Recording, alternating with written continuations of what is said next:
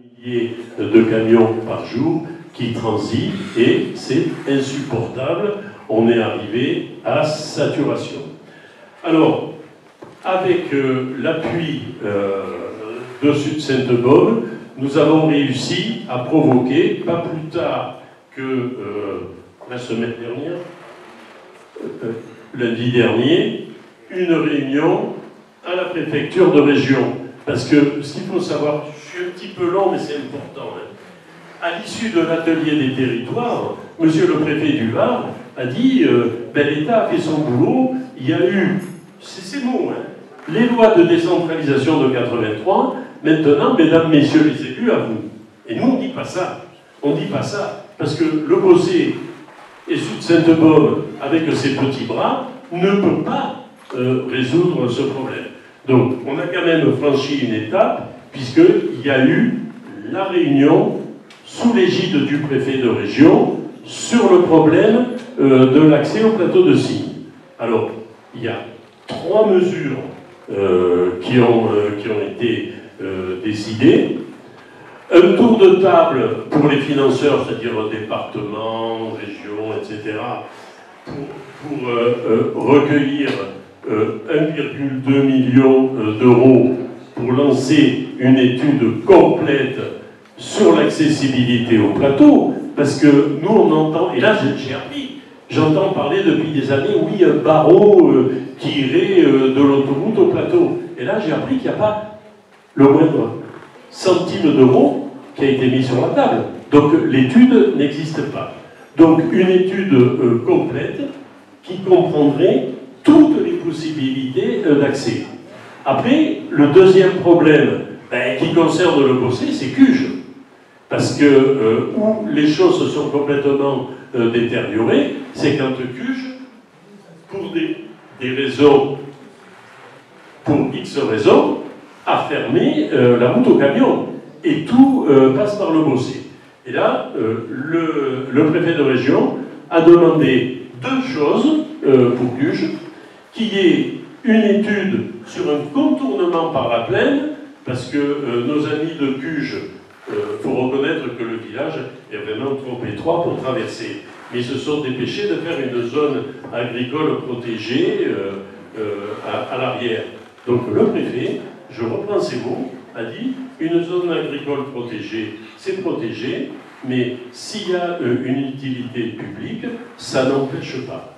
Et deuxième hypothèse qu'il a également avancée, c'est d'étudier un contournement lorsque vous êtes au col de l'Ange en venant d'Aubagne, de prendre la petite départementale, je ne sais pas, 2 ou 3, qui rejoint au Grand Connet la route de Céleste. Donc, étudier cette piste. Et puis, moi, j'ai demandé et obtenu un troisième axe, que le département du Var réunisse les communes concernées et étudie si tout doit obligatoirement passer par le Bossé.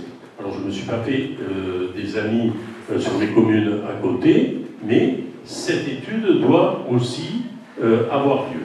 Alors, évidemment, on suit avec la plus grande attention, et d'ailleurs, c'est l'intérêt des opérateurs économiques qui ont très bien compris, ils veulent développer cette zone, mais tant que tout passe exclusivement par le Bossé, il n'y a pas de développement possible. Et juste une anecdote, évidemment, 100% réelle, le directeur de Coca-Cola m'a dit, mais effectivement, le jour, alors c'est ces termes, où un camion renverse un enfant. C'est le terme qu'il a dit, il est possible qu'Atlanta me demande de déménager.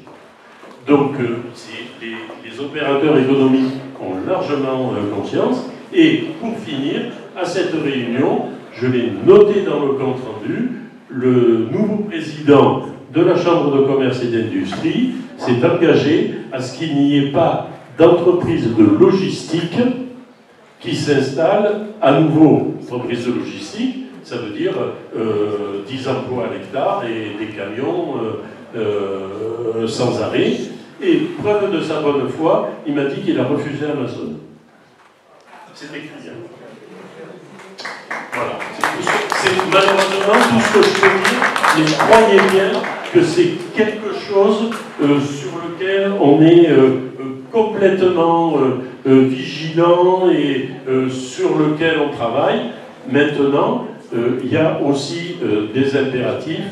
Le bosser va grossir. Le bosser va grossir, alors on fait attention qu'il grossisse de manière modérée. La précédente municipalité était partie sur ce qui était le plus facile, de faire des immeubles 50% social, 50% accession à la propriété, puisque les logements sociaux doivent être vendus aux bailleurs sociaux à 2000 € le mètre carré, donc pression foncière, réhabilitation, etc. Ils se rattrapent dessus. Mais si on poursuit ce 50-50, on arrive à un fossé de 20 000 habitants. Il suffit de prendre une calculette. Hein. Et ça, on n'en veut pas. C'est pour ça qu'on réfléchit à une autre manière de faire de la mixité sociale. On en a parlé au PADD, on en reparlera, on en a parlé à l'atelier PLU et on en reparlera, mais on n'échappera pas vraisemblablement à un fossé vers 13 000 habitants. Donc c'est encore plus aigu le problème que vous soulevez.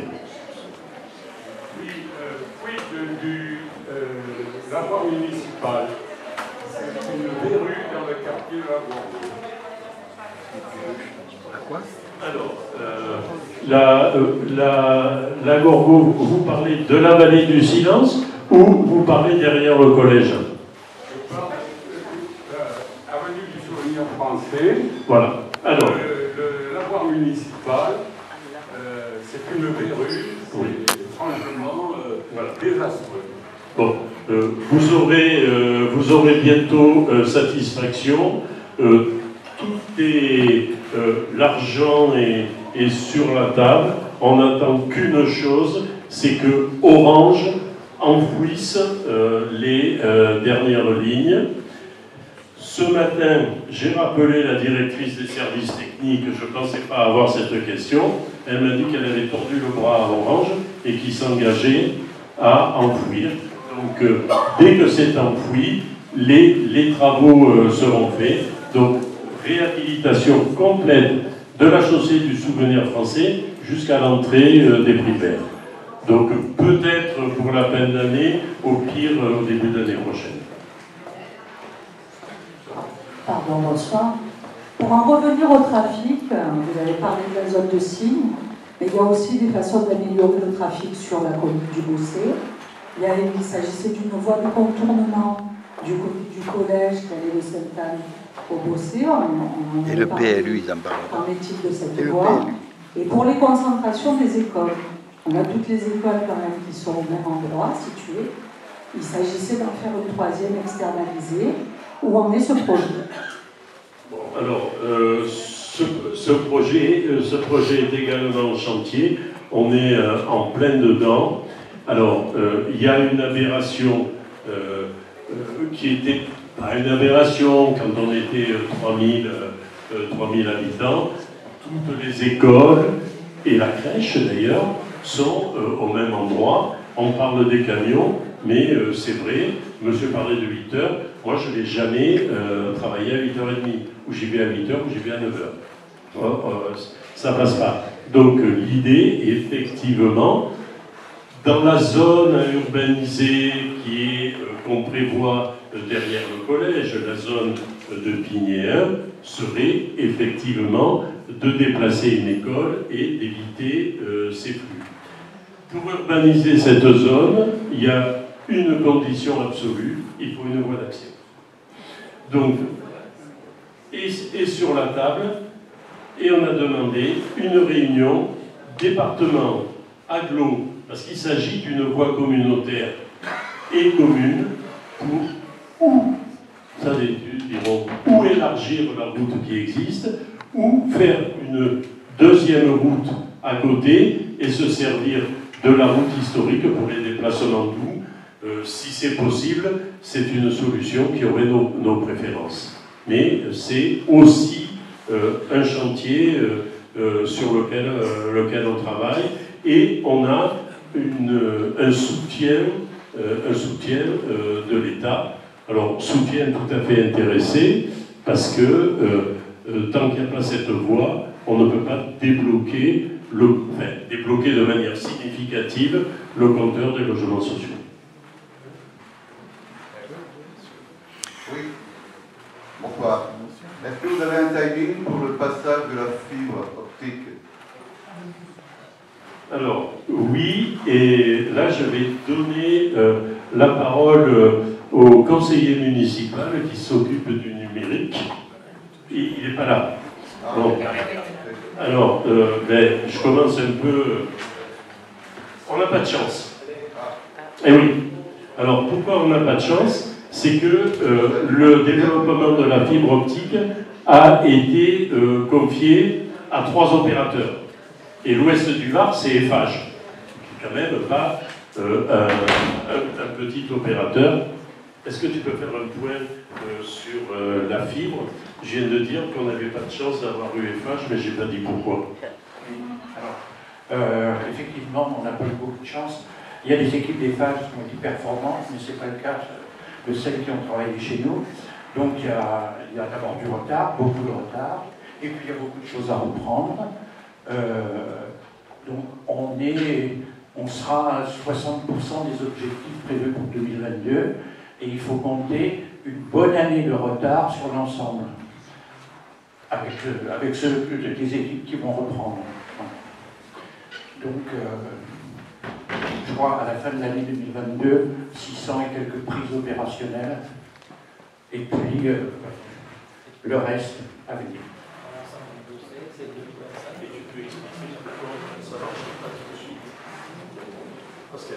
Oui, alors, entre le moment où le travail est fait par les équipes qui mettent les prises un peu partout, et le moment où elles sont contrôlées, que l'ARCEP les juge correctes, qu'elles sont disponibles à la commercialisation, et après le temps que les fournisseurs d'accès puissent ou décident de les mettre effectivement en vente et en service, il se passe du temps. Un minimum de 6 mois. C'est pour ça qu'on aura une bonne année de retard sur le déploiement. Il faut compter 2024 et pas fin 2023. Voilà. D'autres questions? On s'arrête là pour ce soir? Mais on peut peut-être continuer autour d'un verre, et avec des questions encore plus ouvertes. Merci à tous.